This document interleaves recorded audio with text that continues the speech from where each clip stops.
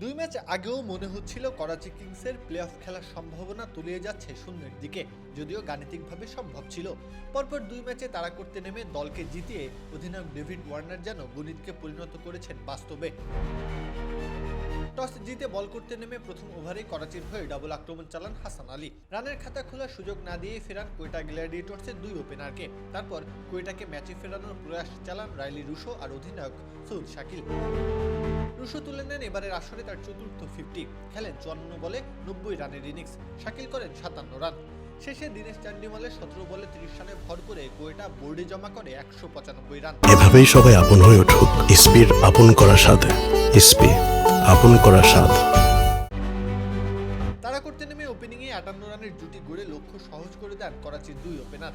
Jason Roy ফিরে গেলেও অন্য প্রান্তে অধিনায়ক ওয়ার্নার আক্রমণ চালিয়ে গেছেন, সঙ্গী হিসেবে পেয়েছেন রেজা হেন্ড্রিক্সকে। 196 রানের লক্ষ্য ছেলে খেলায় পরিণত করে ফেলেন ওয়ার্নার আর হেন্ড্রিক্স মিলে। দুজনেই খেলেন সমান 48 বল।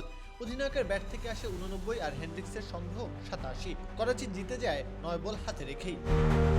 ওয়ার্নারের বয়স হলেও ব্যাট চালানোর শক্তিটা কমে যায়নি এক বিন্দু। তরুণ আফ্রিকান রেজা হেন্ড্রিক্সকে সাথে নিয়ে কোয়েটাকে 9 উইকেটে হারিয়ে এই অজি যেন করাচির ভক্তদের বললেন, বন্ধু আশা হারিও না।